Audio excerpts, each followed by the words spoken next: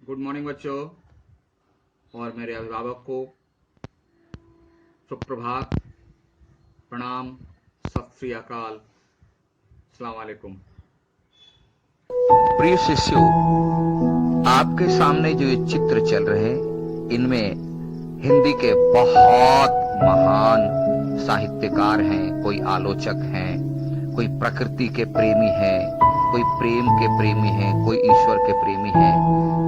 तो उनके चेहरों के साथ उनके नाम दिए जा रहे हैं। आप इन्हें याद रखें। एक हिंदी साहित्य के विद्यार्थी होने के नाते आपकी पाठ्य पुस्तकों में इनकी रचनाएं पढ़ने को मिलेगी, जिसे हम लोग पढ़ेंगे, और बोर्ड परीक्षा तक में इनके नाम और इनके काम और इन्हें किस नाम से पुकारा जाता है, किस धारा के कवि हैं, इनसे संबंधित प्रश्न पूछे जाते हैं। इसलिए आप इन्हें भी सम्मान के साथ याद रखेंगे। चलिए बच्चों, निकालिए क्लास 6 ग्रामर, लेसन नंबर 5, शब्द निर्माण, संधि और समास, जिसमें संधि हम लोग पढ़ चुके हैं और समास की परिभाषा और उसके भेदों के नाम तक पढ़ चुके हैं। तो आइए हम लोग फिर आगे बढ़ते हैं। आज हम लोग पढ़ेंगे, थोड़ा सा रिवाइज कर लेंगे पिछले क्लास का, और उसके बाद पढ़ेंगे समास के भेद। समास के भेद तो 3 बातें याद होगी आपको। समास किसे कहते हैं? तो समास एक विधि है, समास एक विधि है जिससे अनेक शब्दों को छोटा करके एक शब्द बनाया जाता है। एक शब्द, यह जो एक, दूसरी बात, यह जो एक शब्द बनता है उसे कहते हैं समस्त पद या सामासिक पद। इसके 2 नाम है, समस्त पद या सामासिक पद। ठीक है। अब दूसरा, इस सामासिक पद में, तीसरी बात, इस सामासिक पद में या समस्त पद में 2 पद छिपे होते हैं, 2 पद, और दोनों मिलकर के ऊपर में एक शिरोरेखा बनती, इसीलिए कहते हैं एक शब्द बनाते, एक शिरोरेखा, एक शिरोरेखा।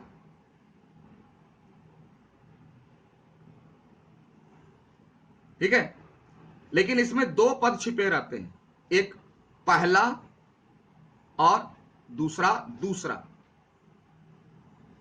ऊपर शिरोरेखा एक है, लेकिन इसके भीतर कम से कम 2 पद छिपे रहते हैं। 2 पद ज्वाइंट होकर के एक शिरोरेखा आ जाती है। तो इन 2 पदों का साधारण नाम है पहला पद, दूसरा पद। जो पहले है पहला पद, उसके बाद है दूसरा पद। लेकिन व्याकरण में इसके 2 बहुत खूबसूरत नाम हैं, बहुत खूबसूरत। पहले का नाम है पूर्व पद, दूसरे का नाम है उत्तर पद। पहले का नाम है पूर्व पद और दूसरे का नाम है उत्तर पद। उत्तर मतलब बाद वाला, पूर्व मतलब पहले वाला। अच्छा नाम है। तो आपको देखना है, पिछले क्लास में शायद बता दिया है कि सामासिक पद जो है उसके भीतर 2 पद छिपे होते हैं। पहले वाले को कहते हैं पूर्व पद और दूसरे वाले को कहते हैं उत्तर पद। अगर इसको फिर तोड़ देते हैं तो तोड़ना कहलाता है समास विग्रह। 2 4 है, उसको छोटा करके एक बना दिया, सामासिक पद बन गया। अब बनाने के मेथड को कहते हैं समास, और जो बना एक शब्द उसे कहते हैं सामासिक पद या समस्त पद। और समस्त पद या सामासिक पद को तोड़ देना, अलग अलग तोड़कर बिखेर देना, इसको कहते हैं समास विग्रह। विग्रह का मतलब विवाद, झगड़ा, अलग अलग करना। मूर्ति, मूर्ति भी होती थी, यहां होगा अलग अलग करना। समझ गए? अब खेल बचता है कि हम लोग जो अभी चर्चा किए कि सामासिक पद में एक शिरोरेखा होती है ऊपर में, और उसके अंदर दो पद जुड़े होते हैं। पहले वाले को कहते हैं पूर्व पद और बाद वाले को कहते हैं उत्तर पद। अगर ये दोनों, इन दोनों को पहचानना आप सीख लिए तो समास के भेद 30 सेकंड में समाप्त। 30 सेकंड से ज्यादा नहीं लगेगा। याद है? फिर से बोल रहे हैं, समस्त पद या सामासिक पद के ऊपर एक शिरोरेखा होती है, मतलब यह एक ही पद है, लेकिन इसमें छोटे छोटे दो पद छिपे होते हैं, जुड़े होते हैं। इन दोनों को पहचानना है और अलग कर देना है। अगर पहचान भी लिए तो सारे समास के भेद आराम से समझ जाओगे। पहले जो होगा उसको कहेंगे क्या? पूर्व पद, और दूसरे यानी उसके बाद वाले को कहेंगे उत्तर पद। आप उंगली निकाल लीजिए और देखिए समास के भेद कितने होते हैं। दो पद तो हो गए, अब ये दो पद पर खेल है। देखिए, पहला, एक नंबर बोलिए, पहला पद प्रधान। प्रधान का मतलब क्या? Valuable, important. वैल्यूएबल, इंपॉर्टेंट, उसको बोलते हैं प्रधान। मुख्य, हेड जो बोल लो। तो पहला कंडीशन, पहला पद प्रधान और अव्यय हो, अव्ययी भाव समास। अब अव्यय नहीं समझोगे तो पता नहीं किसे कहते हैं अव्यय।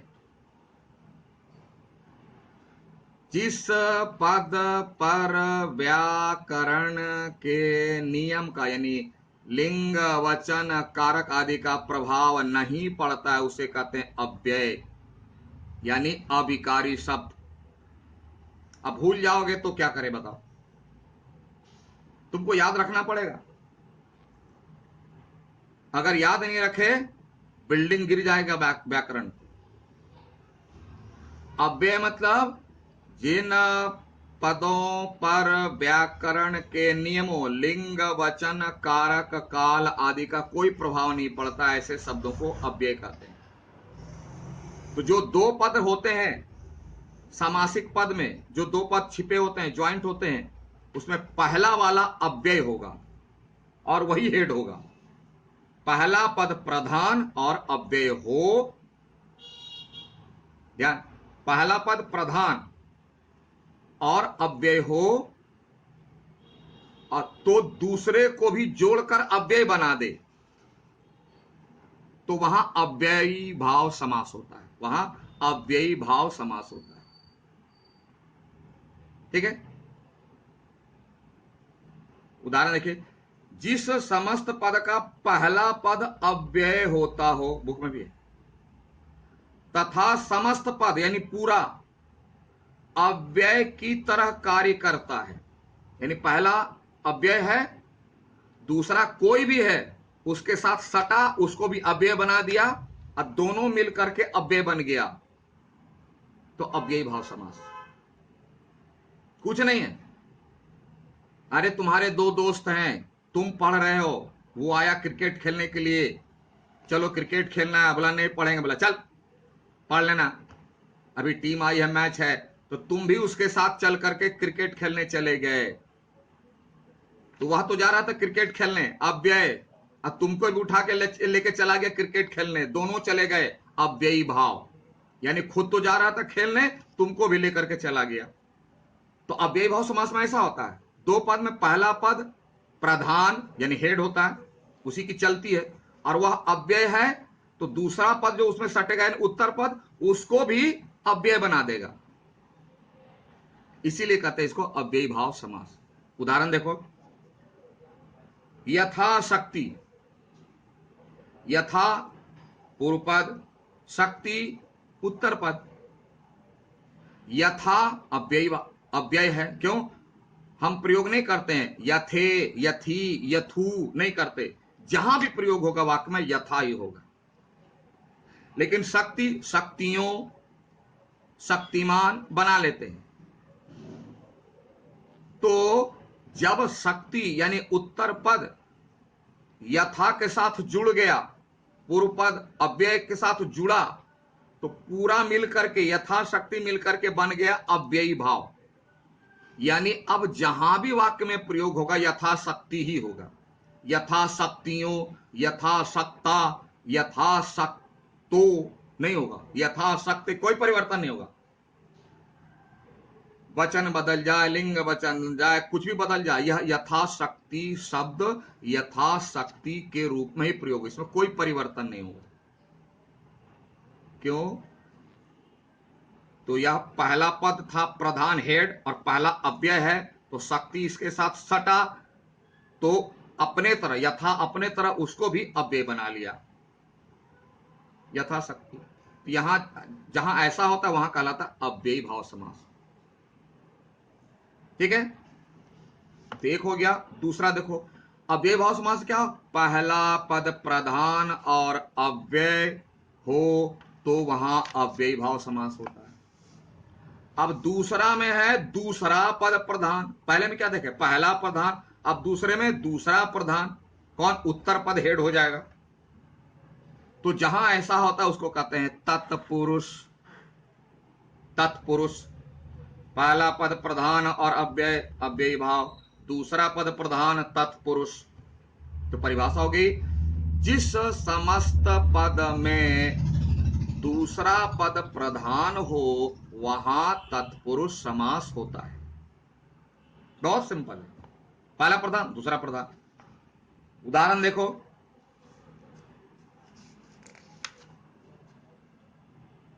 परिभाषा वही, जिस समास में उत्तर पद प्रधान यानी बाद वाला और पूर्व पद तथा उत्तर पद के बीच की विभक्तियां कारक चिन्ह, विभक्तियां यानी परसर्ग यानी कारक के चिन्ह, उसको गायब करते हैं। 3 है, राजा का पुत्र, तो का हटा दिया, लोप मतलब गायब कर दिया, लोप मतलब गायब कर दिया, छिटा हटा दिया, छुपा दिया, तो बन गया राजपुत्र।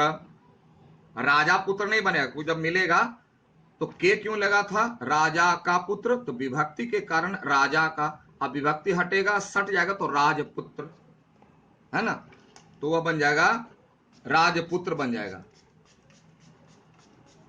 समझ में आई बात? जैसे यहां देखो उदाहरण, बुक वाला उदाहरण देख लो, सिर दर्द, सिर दर्द, तो सिर दर्द देखो ऊपर में एक शिरोरेखा है, बुक देखो एक शिरोरेखा है यानी समस्त पद है। इसमें 2 पद हैं, कौन? एक है सिर माथा और दर्द पेन, तो 2 पद है। ग्रीन में दिखाया गया, ग्रीन में दिखाया कौन? पूर्व पद, और रेड में दिखाया गया क्या? उत्तर पद, और दोनों मिलके एक शिरोरेखा यानी समस्त पद बना हुआ। तो इसमें वैल्यूबल कौन है? कौन है? सिर है वैल्यूबल ज्यादा कि दर्द ज्यादा वैल्यूबल है? ध्यान से समझना। अगर हम कहते हैं कि मेरे सिर में दर्द हो रहा है, तो दर्द का इलाज करना है ना, कि सिर का इलाज करना है? दर्द का, सिर जैसा है वो तो है ही। तो यानी इस समस्त पद में 2 पद हैं, सिर और दर्द, जिसमें दर्द प्रधान है, दर्द का वैल्यू ज्यादा है, दर्द का इलाज करवाते हैं, उसके लिए बेचैन है। तो यहां जो है दूसरा पद प्रधान है, इसलिए यहां क्या होगा? तत्पुरुष। आपको यही खेल देखना है, समस्त पद में या सामासिक पद में 2 पद कौन है और कौन वैल्यूबल है। पहला पद महत्वपूर्ण, पहला पद प्रधान और अव्यय, अव्यय भाव समास है। दूसरा पद प्रधान है, तत्पुरुष है। कोई भी देख ले। एक और उदाहरण देख लेते हैं, घुड़सवार। घुड़सवार, जो घोड़े पर सवार है, तो घोड़े पर जो सवार है, तो घुड़सवार किसको इंडिकेट करता है? जो घोड़े पर सवार है, यानी जो घोड़े पर बैठा हुआ है। घोड़ा को थोड़ी करता है, घोड़ा को थोड़ी करता है। तो घुड़सवार मतलब घोड़े पर जो बैठा है आदमी, यानी सवार। दूसरा पद है तत्पुरुष। ठीक है, आइए एक और लेते हैं, द्विगु। द्विगु में क्या होता है, दो पद है, तो द्विगु में होगा पहला पद नंबर होगा, डिजिट नंबर 1 2 3 4 5 6। देखो, जिस समस्त पद का पूर्व पद संख्यावाची, संख्यावाची मतलब नंबर को इंडिकेट करे, वह द्विगु समास। जैसे त्रिकोण, त्रि तीन, कोण एंगल, जिसमें तीन एंगल हो, ट्रायंगल, इंग्लिश में ट्रायंगल है ना, ट्रायंगल मतलब ट्राई, तीन। नवरात्र, नव यानी 9, रात्र मतलब रात, नवरात्र, तो पहला पद जो होगा वह संख्यावाचक होगा। तो इसमें दो पद दिए हुए हैं, सब दो पद में जो ग्रीन है सब पूर्व पद है, और रेड वाला जितना दिया हुआ है सब उत्तर पद है, ये ख्याल रखना है। ठीक है, तो आज इतना 3 रखो, और हम लोग द्विगु तक पढ़े, इसमें डेट लगा दो आप, और इसके बाद फिर अगले क्लास में पढ़ेंगे, क्योंकि धीरे धीरे पढ़ोगे ना तो आराम रहेगा, एक ही बार पूरा तो भूल जाओगे। ठीक है, okay bye, have a nice day.